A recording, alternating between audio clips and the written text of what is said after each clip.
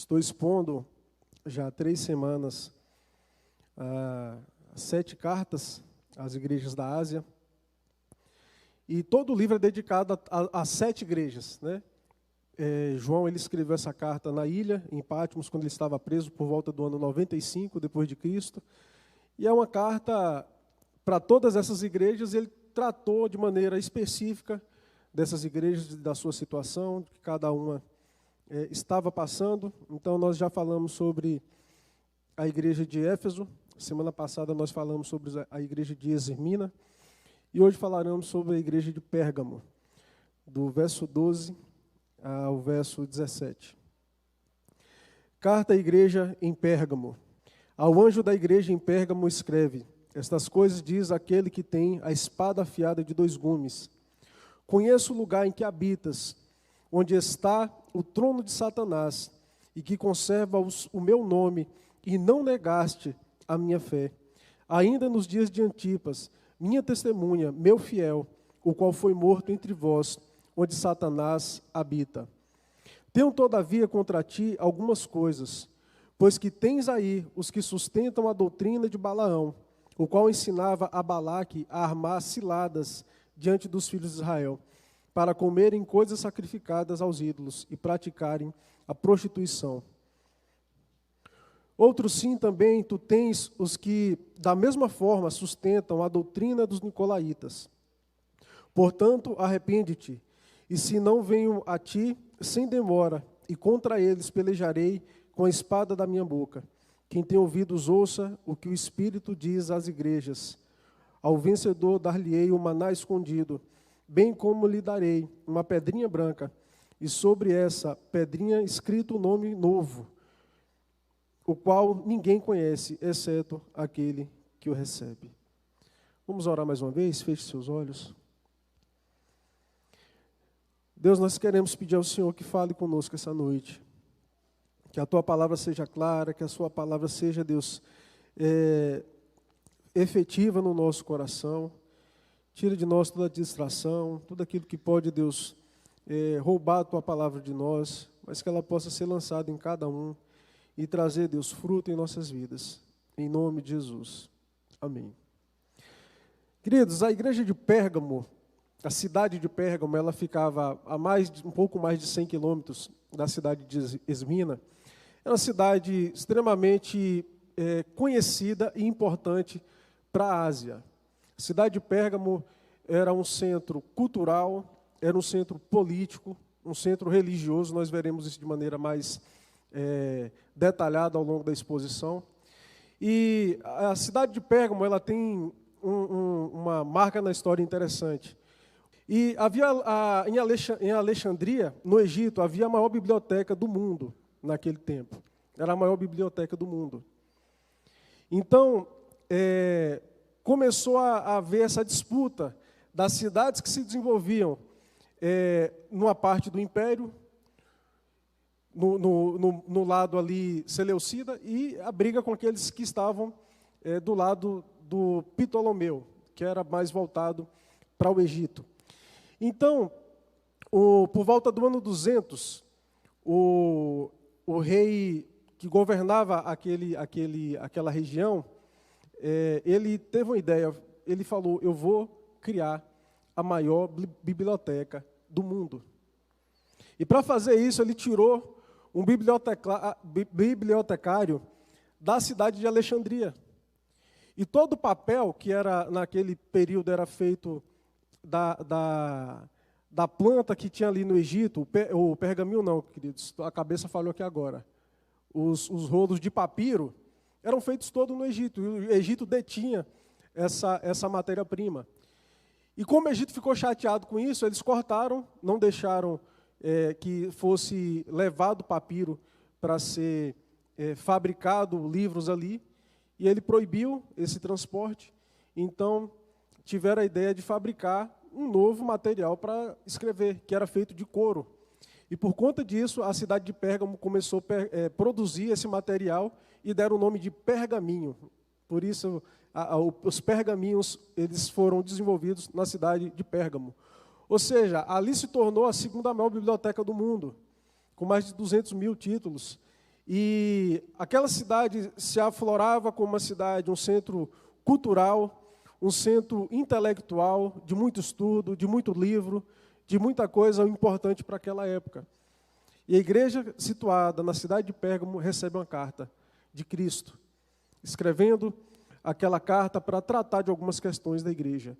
E assim como eu venho repetindo em toda exposição, Cristo ele obedece um padrão ao se comunicar com cada igreja daquela. E da mesma forma, a primeira coisa que Cristo faz aqui é se apresentar. E olha só como Cristo se apresenta. Ao anjo da igreja em Esmirna, a igreja em Pérgamo escreve: estas coisas diz aquele que tem a espada afiada de 2 gumes. A espada afiada de 2 gumes. A espada de 2 gumes, ela se tornou um símbolo da justiça e do poder de Roma. E as igrejas vinham sofrendo muito no contexto do primeiro século por conta da perseguição e da oposição ao Evangelho. Muitos crentes já haviam sido mortos por causa do amor a Cristo, por causa da pregação da palavra. E aparentemente parece que o poder da vida e da morte se encontrava nas mãos de Roma. Mas agora Cristo ele diz o seguinte: esse que fala a vocês é aquele que tem a espada de 2 gumes na mão. Cristo aqui ainda tem, queridos, o poder sobre a vida e a morte. Por mais às vezes que o contexto que a gente viva parece que tudo está sendo controlado por um mundo caótico, um mundo mundano, por pessoas ímpias, a palavra final da justiça e do juízo se encontra na mão de Deus. E Cristo fala para uma igreja que está temendo, para uma igreja que está sofrendo oposição: saiba que eu tenho uma espada de 2 gumes nas mãos. Então essa carta já começa, de certa forma, com conforto para a igreja. Eu tenho poder, eu tenho juízo, eu que posso fazer justiça de maneira que ninguém pode ir contra mim, ninguém pode impedir de que eu execute o meu juízo. E depois de se apresentar, Cristo faz um elogio para essa igreja, e ele diz assim: conheço a tua tribulação, lia Esmirna, conheço o lugar em que habitas, onde está o trono de Satanás, e que conservas o meu nome, e não negaste a minha fé, ainda nos dias de Antipas, minha testemunha, meu fiel, o qual foi morto entre vós, onde Satanás habita. E ele traz aqui 3 revelações interessantes. Cristo ele fala que ele conhece o contexto daquela cidade, ele conhece o contexto onde aquele povo está, onde aquela igreja está. Ele conhece o testemunho da igreja e a sua perseverança. E é pesado porque aquela igreja se encontra, e o texto afirma isso, que era: vocês habitam onde está o trono de Satanás. Vocês habitam onde está o trono de Satanás. Queridos, que pesado a gente ler isso. Uma igreja que estava ali, foi plantada, estava crescendo e sendo prensada no lugar onde estava o trono de Satanás. O que é que significa o trono de Satanás, queridos? Qual o símbolo disso? A gente tem que ter muito cuidado para a gente não começar a ter aquela visão de demônios territorialistas que muitas vezes o grupo da batalha espiritual começa a desenvolver esse tipo de ideia, né? Que em tal cidade o demônio daquela cidade está sentado numa torre. O demônio daquela cidade fica no rio. Não, queridos, quando aqui fala o trono de Satanás, aqui está dizendo que Satanás governa essa cidade, não por meio de um trono, de uma posição fixa, geográfica, mas por meio de um sistema dominado por ele. E qual sistema era dominado por Satanás nesse lugar? Como eu falei, a cidade de Pérgamo era um centro religioso. Ali havia um panteão diverso de deuses egípcios, aliás, de deuses gregos, que foram abraçados também pelos romanos, e eles desenvolvem essa religiosidade. E ali tinha um trono muito grande do deus Zeus, creio que todo mundo já ouviu falar, a maior divindade do panteão grego. Havia ali um templo dedicado a Zeus. Aquela cidade foi construída num lugar alto, e a acrópolis daquela cidade parecia um trono. Quem via de longe, ela parecia um trono gigante. Zeus era adorado naquele lugar. Diz que pela manhã já se via a fumaça das ofertas, das oferendas oferecidas às divindades que se encontravam na cidade de Pérgamo.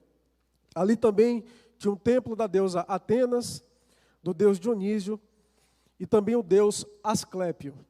O deus Asclépio era conhecido, tanto Asclépio como Zeus, eles eram chamados de Sóter, ou seja, de salvadores. Na teologia a gente tem uma linha de estudo chamada soterologia, que é o estudo da salvação. Então, tanto Zeus quanto Asclépio, eles eram chamados de Sóter, ou seja, de salvadores. Eles eram tidos como salvadores. Zeus por ser o maioral dos deuses e Asclépio por um ponto específico. Asclépio era conhecido como o deus da cura. Asclépio era o deus que efetuava curas.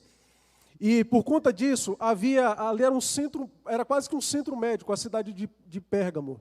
Era um centro médico misturado com medicina e magia.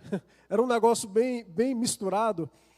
E as pessoas, quando eram curadas, elas atribuíam as suas curas ao deus Asclépio, que era simbolizado por uma serpente. Vocês já viram aquela serpente no símbolo da medicina? Ela é uma referência ao deus Asclépio. Então, aquela divindade, ela era cultuada de maneira fervorosa na cidade de Pérgamo. Por isso que Cristo olha para aquela cidade e fala: vocês estão situados, né, onde está o trono de Satanás.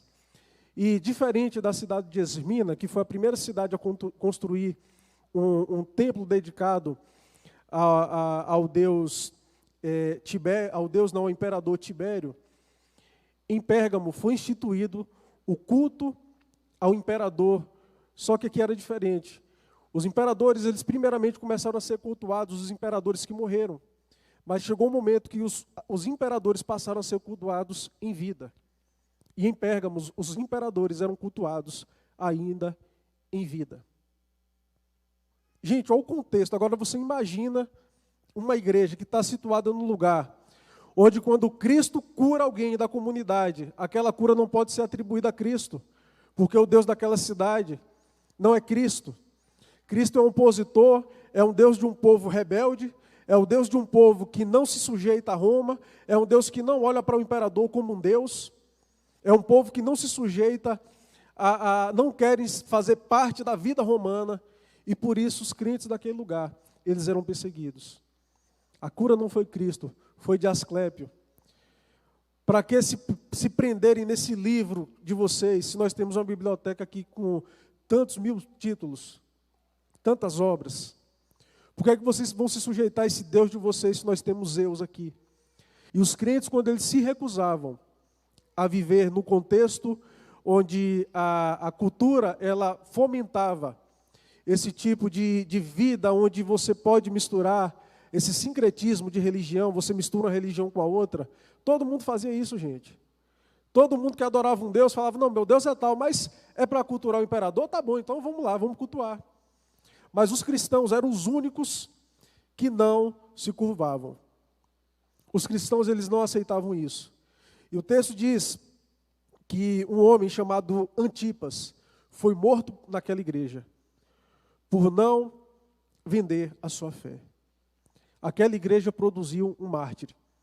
Aquela igreja produziu um homem que amava a Deus de tal forma, que amava Cristo de tal forma, que ele foi capaz de morrer. Como nós vimos, a igreja de Esmirna, ela foi ameaçada. Deus falou: vocês sofrerão tribulação de 10 dias, um longo período de tribulação. E Cristo fala: ser fiel até a morte, ou seja, essa cadeia que vocês vão passar, esse momento difícil que vocês vão passar, pode levar vocês até a morte. Mas se a vida de vocês for colocada em risco, ser fiel até a morte. Essa igreja de Pérgamo, diferente disso, ela já tinha produzido um mártir. Esse homem chamado Antipas, ele havia morrido por amor ao Evangelho. E Cristo elogia, Cristo fala: eu conheço o seu contexto. Eu sei que vocês estão situados num lugar espiritualmente pesado, carregado. Sei de tudo isso, eu sei da fé de vocês, eu sei da perseverança de vocês. Eu sei do homem que morreu aí, Antipas, por causa do amor ao Evangelho.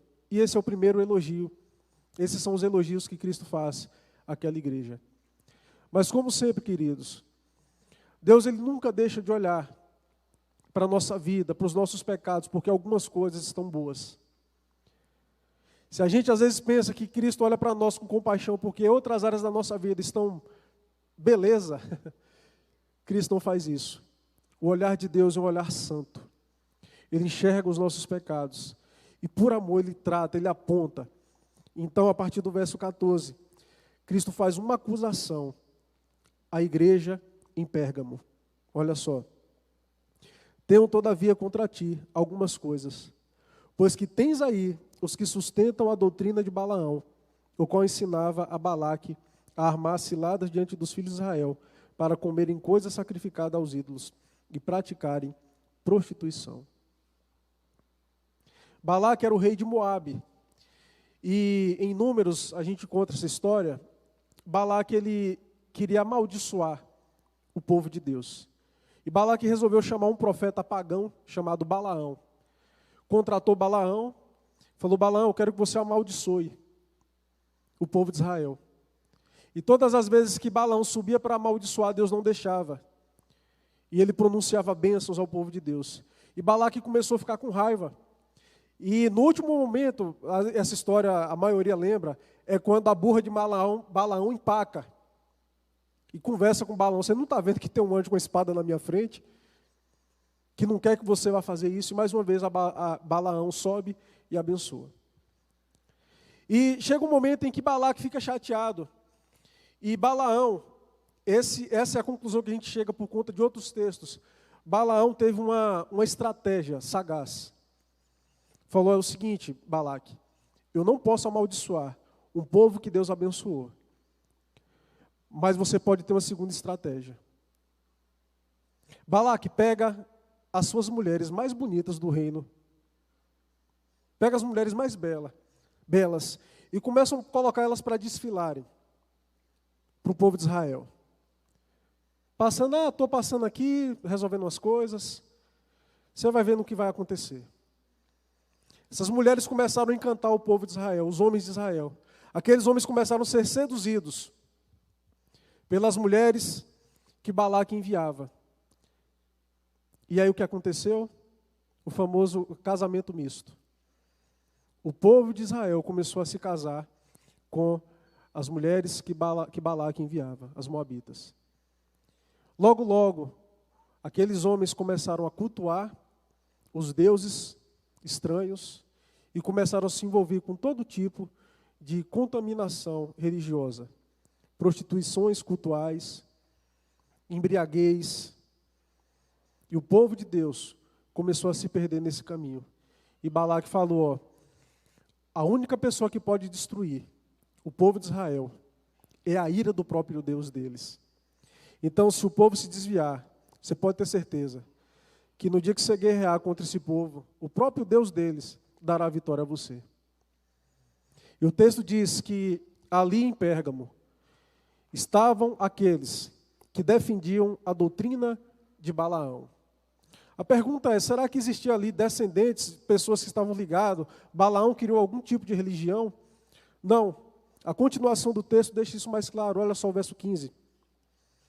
Outros sim, também tu tens os que, da mesma forma, sustentam a doutrina dos nicolaítas.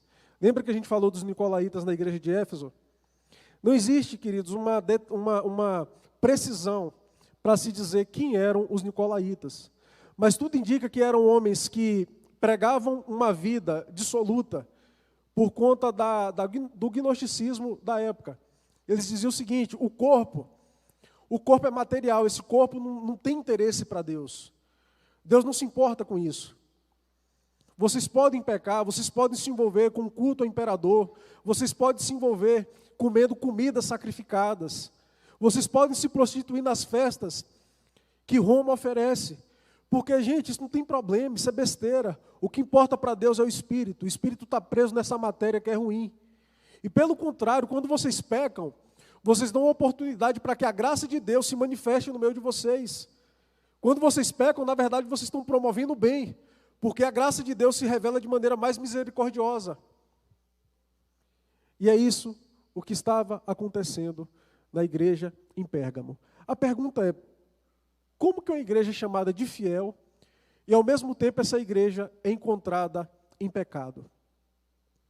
Como que uma igreja conseguiu produzir até um mártir, um homem que morreu por amor a Cristo, pode estar pecando referente a esses homens, os nicolaítas, aqueles que sustentavam a doutrina de Balaão? O interessante, queridos, é que essa palavra no hebraico, sustentar, ela traz a ideia de alguém que segura na mão e ele mantém aquilo com toda a sua força. Ele não abre mão daquilo, ou seja, eram pessoas que estavam na igreja e que não se curvavam diante da palavra, pessoas que não se curvavam diante do confronto das Escrituras a respeito dos seus pecados. E o grande pecado dessa igreja é que, apesar de ser uma igreja que foi fiel em momentos difíceis, ela passou a tolerar pecados. Foi uma igreja que passou a tolerar pecados no meio dela. Você vê que o grande problema não é só externo, é interno. Cristo fala, o problema é de vocês, externo vocês venceram. Vocês conseguiram resistir à espada. Porque um crente quando morre, porque não negou o evangelho, ele não perdeu, ele venceu. Porque ele amou mais a própria vida. Aliás, ele amou mais a Cristo do que a própria vida. Vocês foram vencedores, mas tem surgido pessoas no meio de vocês que não são sérias. Pessoas que vivem de maneira promíscua.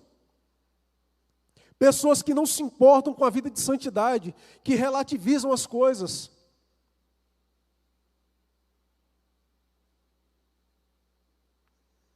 Cristo começa a confrontar a parcialidade daquela igreja. Cristo começa a confrontar a falta de firmeza daquela igreja em tratar pecado como algo sério. E ele começa justamente a fazer isso. Cristo, ele critica aquela igreja, ele acusa aquela igreja. Vocês têm seguido, vocês têm permitido, aqueles que são da doutrina de Balaão, vocês têm permitido os nicolaítas no meio de vocês, os quais eu odeio. Em Éfeso, a Bíblia, Cristo fala isso para a igreja de Éfeso. Vocês não suportam homens maus, e vocês expulsaram daí os nicolaítas. Vocês fizeram da maneira correta. Só que a igreja em Pérgamo estava permitindo o pecado naquele lugar. Essa é a crítica que Deus faz à igreja na cidade de Pérgamo. Mas no versículo 16, Cristo faz uma advertência dura para aquela igreja. Olha só o verso 16. Portanto, arrepende-te, e se não, venho a ti, sem demora, e contra eles pelejarei com a espada da minha boca. Queridos, como que essa igreja vai se arrepender? Qual que é o caminho de arrependimento para essa igreja? Parece duro falar isso, mas é a orientação que Cristo dá. Vocês precisam expulsar do meio da igreja aqueles que não se comprometem, aqueles que não são convertidos de fato. Queridos, eu não estou dizendo que a igreja não pode ser visitada por pecador. Aqui pode entrar qualquer um. O que Cristo está dizendo é, vocês aceitam como irmãos, que tomam a ceia, que vivem uma vida comunitária com vocês, normalmente, mas com a vida cheia de pecado. Pecado que todo mundo sabe e conhece, mas ninguém confronta, ninguém coloca o dedo. A igreja, queridos, ela tem 3 marcas, que sem essas marcas, a igreja deixa de ser igreja. Primeira coisa, é a pregação fiel das Escrituras. Essa é a primeira marca de uma igreja séria. Segunda, a administração dos sacramentos, ou seja, aqui nós repartimos o pão, nós ministramos a ceia com prudência, com responsabilidade, ensinando o que é o Evangelho. E em terceiro lugar, queridos, uma igreja que não efetua a disciplina eclesiástica ensinada pelo próprio Cristo, ela falha na sua missão. Ela pode servir a ceia, pode pregar com fidelidade, mas se ela não aplica a sua pregação na disciplina do pecador, ela falha com o seu compromisso. E todas as vezes que a igreja começa a fazer vistas grossas para o pecado, irmãos, isso é natural. O pecado começa a se multiplicar dentro da igreja. Se você tinha 2 problemas para serem tratados, daqui a 1 ano você vai ter 4. E aquilo vai se multiplicando. Porque os nicolaítas, aquilo é uma doutrina, eles pregam aquilo, eles defendem aquele estilo de vida. E toda a igreja começa a ser contaminada, porque o pecado estava sendo tolerado. E Cristo fala, arrepende-te. Senão eu virei com a espada da minha boca, que é juízo para esses homens. E juízo contra a própria igreja, por não tratar com seriedade o pecado. Por não se posicionar com o pecado. Queridos, a gente vive um contexto de uma igreja mundanizada. De uma igreja que você não consegue separar quem é crente e quem não é. Porque o estilo de vida é igual. O estilo de vida é igual. É só comparar as fotos no Instagram. É a mesma coisa, queridos. A gente vive num contexto mundanizado, onde a igreja não é marcada por uma vida de santidade. E Cristo, quando olha para isso, Cristo enche o seu coração de uma santa ira, porque nós não fomos chamados para isso. Nós não fomos chamados para negociar com o mundo, para dar as mãos e andar como se tudo tivesse certo, como se tudo tivesse ok. Que pregar contra pecado é legalismo. O pastor que prega contra pecado é visto como um cara chato, um cara moralista. Queridos, Cristo está dando essa ordem para a igreja dele. Não aceite os nicolaítas.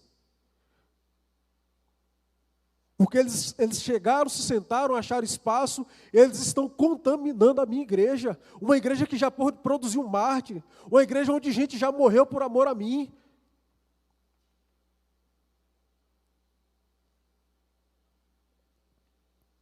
E por último, Cristo faz uma promessa para aquela igreja no verso 17. Quem tem ouvidos, ouça o que o Espírito diz às igrejas. Ao vencedor dar-lhe-ei o maná escondido.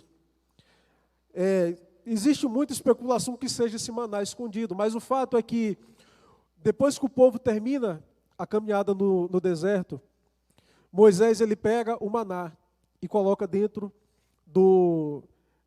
da arca da aliança, coloca ali as tábuas da lei e coloca ali o maná.